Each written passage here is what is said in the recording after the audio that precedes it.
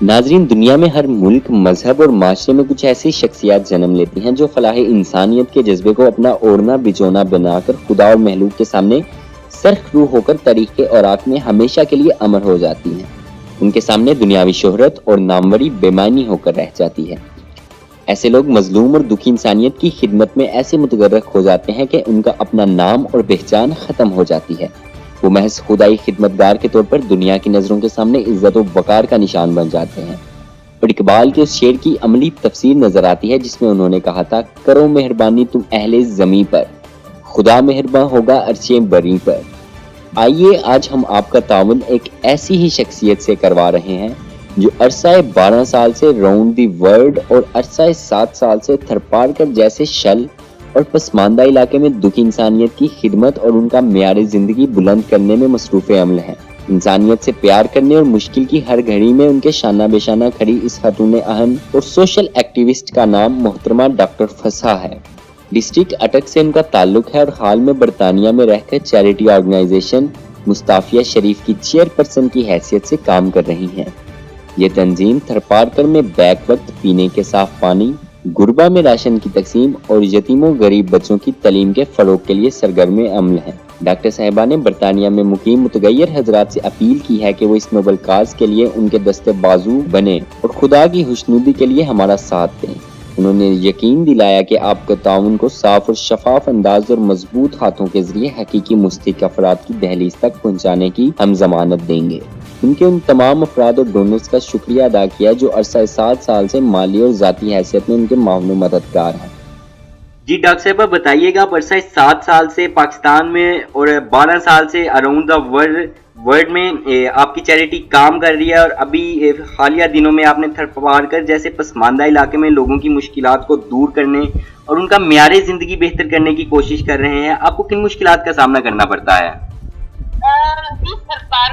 ویسے الحمدللہ جیسے آپ نے ابھی کہا کہ 12 سال سے ہم اراؤنڈ دا ورلڈ کام کر رہے ہیں، پاکستان میں بھی 12 سال سے کام کر رہے ہیں۔ تھرپارکر میں اسپیسیفکلی 7 سال ہوئے ہمیں کام کرتے ہوئے، اور اراؤنڈ مختلف یہ ہوتا ہے۔ سب سے پہلے اہم بات ہوتی ہے کہ ویریفیکیشن کرنا کہ جو لوگ آپ سے رابطہ کر رہے ہیں کیا وہ ایلیجیبل ہیں اس چیز کے، اس گرانٹ کے جو آپ ان کو دے رہے ہیں، جو پروجیکٹ آپ شروع کر رہے ہیں وہاں پہ اس میں ان کی ایلیجیبلٹی کا کرائٹیریا ہوتا ہے۔ پھر اس میں ہم ویریس ویریفیکیشن کرتے ہیں اور وہاں کے لوکل لوگوں سے بھی پتہ کیا جاتا ہے، اس بندے کی کریڈیبلٹی چیک کی جاتی ہے، اس کی اپلیکیشن لی جاتی ہے، پھر اس کی سی وی وغیرہ لی جاتی ہے۔ مطلب ایک پورا پروسیس ہوتا ہے جس کے ذریعے ہم اس کو گو تھرو کرتے ہیں، اور پھر اس کے بعد وہاں پہ ہم پروجیکٹ شروع کرتے ہیں اور اس میں ہم لوکل لوگوں کو انوالو کرتے ہیں۔ تو پھر جو ہے نا وہ اس طریقے سے کام ہوتا ہے، تو اس میں تھوڑی سی آسانی اس لیے پیدا ہو جاتی ہے۔ لیکن اگر ہم یہ سوچیں کہ ہم انگلینڈ سے جا کے سارا کام اس طریقے سے کریں گے تو وہ تو بہت مشکل ہو جاتا ہے۔ تو ہم ایک کوآرڈینیشن کرتے ہیں اور اس کے ذریعے ہم جو ہے نا ایک سیٹ اپ پورا بناتے ہیں اور پھر ہم کام کرتے ہیں۔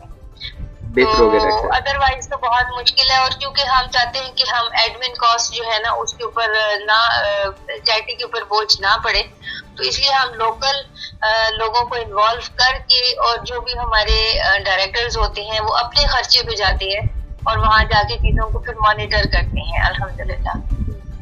ڈاکٹر صاحبہ یہ بھی بتائیے گا کہ حالیہ دنوں میں آپ کی چیریٹی نے تھرپارکر جیسے علاقے میں جہاں پہ ٹرانسپورٹ موجود نہیں ہے، انٹرنیٹ موجود نہیں ہے، اور ابھی حالیہ دنوں میں وہاں پہ ایک سانحہ پیش آیا ہے کہ ایک سولر پینل کی بیٹری کی وجہ سے 23 سے زیادہ جھونپڑیاں جل گئی، جس کو آپ کی چیریٹی نے ریکنسٹرکٹ کروایا۔ اور تھرپارکر جیسے ایک ایسا علاقہ کہ جہاں پہ انٹرنیٹ کی سہولت موجود نہیں ہے، وہاں پہ ٹرانسپورٹ کی سہولت موجود نہیں ہے، کال کی سہولت شاید موجود نہیں ہے، تو وہاں پہ سب سے پہلے آپ کی چیریٹی پہنچی۔ آپ نے کس طرح سے برطانیہ میں بیٹھ کے اس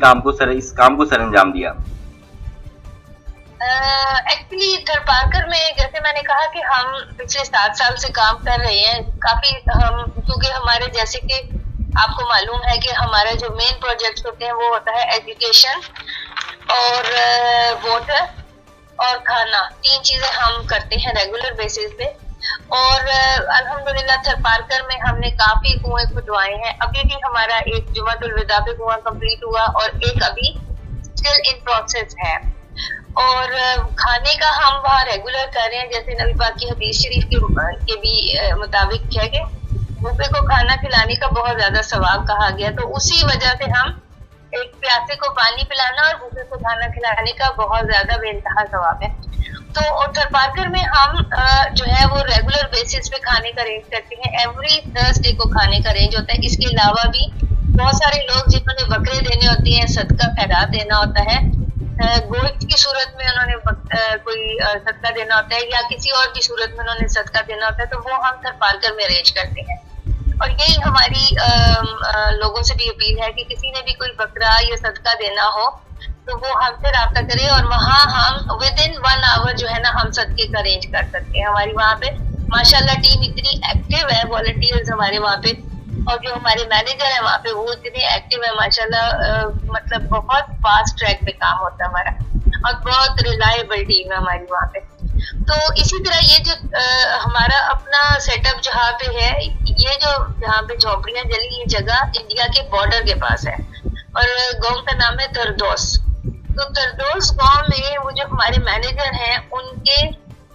2 اسٹوڈینٹس جو ہے وہ وہاں پہ اس گاؤں کے تھے، اور اس گاؤں میں انٹرنیٹ کی فیسلٹی بالکل بھی نہیں ہے، ایون جو نارمل کال ہوتی ہے اس کے اوپر بھی بات نہیں کی جا سکتی۔ پھر وہ کیا کرتے ہیں کہ وہ ایک ٹیلے کے اوپر کھڑے ہو کے جاتے ہیں، کسی سے ان کو دنیا میں کسی سے بات کرنی ہو تو وہ اسپیشل ایک ٹیلے کے اوپر جاتے ہیں تو بات کرتے ہیں۔ تو اسی طرح جب وہ اسٹوڈنٹ نے ان کو بتایا، جو ہمارے رضا بھائی ہیں ان کو بتایا کہ یہاں پہ آگ لگی ہے، اور اس میں کچھ ہندوؤں کی جھونپڑیاں تھی، کچھ مسلمانوں کی تھی، زیادہ مسلمانوں کی جھونپڑیاں تھی، تو وہ جل گئی ہیں۔ تو پھر ہمیں جب پتہ چلا کہ وہاں کوئی اور آرگنائزیشن نہیں پہنچی، نہ ہی بیت المال سے ان کی کوئی مدد کی گئی، نہ کسی اور طرف سے ان کی کوئی سندھ گورنمنٹ کی طرف سے ان کی کوئی مدد کی گئی، تو پھر ہم نے یہ سوچا کہ وہ کہ یہ ہمارا پروجیکٹ نہیں ہے، لیکن انسانی ہمدردی کے تحت ہم نے سوچا کہ لوگ چونکہ روڈ کے اوپر بیٹھے ہوئے ہیں تو ہمیں اس چیز کو پرسو کرنا چاہیے۔ تو پھر ہم نے وہاں پہ کام شروع کیا، ابھی کام ہو رہا ہے، ابھی اس میں ہمیں مدد کی ضرورت ہے۔ ماشاءاللہ 17-18 جھونپڑیاں بن چکی ہیں، اور تقریباً 6 اور جھونپڑیاں ہمیں چاہیے۔ ٹھیک ہو گیا ڈاکٹر صاحب۔ اگر کوئی شخص اس چیریٹی کو ڈونیٹ کرنا چاہتا ہے، کچھ ڈونیٹ کرنا چاہتا ہے، کچھ ڈونیشنز کرنا چاہتا ہے، تو وہ اسکرین پہ دیے گئے نمبرز پر کانٹیکٹ کر سکتا ہے۔ جی بالکل، ایسا ہے کہ ویریس طریقوں سے آپ ہماری مدد کر سکتے ہیں۔ آپ والنٹیئر بن سکتے ہیں ہمارے ساتھ، UK میں اگر آپ ہیں، اور اس کے علاوہ آپ یا دنیا میں کہیں بھی ہیں تو آپ ہم سے رابطہ کریں، وہ کوئی مسئلہ نہیں ہے۔ لیکن اس کے علاوہ مین جو چیز ہے وہ یہ ہے کہ آپ ہمیں سپورٹ کریں، فائنینشیل سپورٹ کریں، اور یا چیزوں کی شکل میں بھی آپ سپورٹ کر سکتے ہیں، اور وہ چیزوں کو ہم سیل کر کے یا ان کو یوٹیلائز کر کے تو ہم پاکستان میں، انڈیا میں، افریقہ میں، افغانستان میں، سری لنکا میں اور دنیا کے کئی اور ملکوں میں جو ہے نا وہ ہم کام کر سکتے ہیں۔ اتنے سالوں سے جو ہم کام کر رہے ہیں، اور ماشاءاللہ اتنے بڑے لیول پہ کام ہو رہا ہے، ہمارے پاس بہت سارے اسکول ہیں، پاکستان میں بھی اسکول ہیں ہمارے، افریقہ میں بھی ہمارے اسکول ہیں الحمدللہ، UK میں ہم کافی کورسز آرگنائز کر رہے ہیں، کافی مارننگز کر رہے ہیں، ایکسرسائز کلاسز کر رہے ہیں، اپلیکیشن فلنگز ہے۔ یہ سب کام جو ہے یہ ایک اکیلے انسان کا کام نہیں ہوتا، اس میں پوری ٹیم ہوتی ہے، اس میں بہت سارے لوگوں کی انوالومنٹ ہوتی ہے، فزیکل انوالومنٹ ہوتی ہے، فائنینشیل انوالومنٹ ہوتی ہے، اور ایون مورل سپورٹ ہوتی ہے، انکریجمنٹ ہوتی ہے، تو تبھی ایک آرگنائزیشن چلتی ہے۔ اور یہ میں سمجھتی ہوں کہ جن جن لوگوں نے اس سلسلے میں ہمارے ساتھ تعاون کیا، اللہ تعالیٰ کے ساتھ ہی ان کو اس کا اجر دے سکتی ہے، ہم تو اس کا بدلہ نہیں دے سکتے ہیں۔ اللہ تعالیٰ ان کی تمام مشکلات کو دور فرمائے اور ان کی زندگی میں آسانیاں پیدا کرے، اور اللہ تعالیٰ ان کو دین، دنیا اور آخرت کی کامیابی عطا کرے۔ آمین ڈاکٹر۔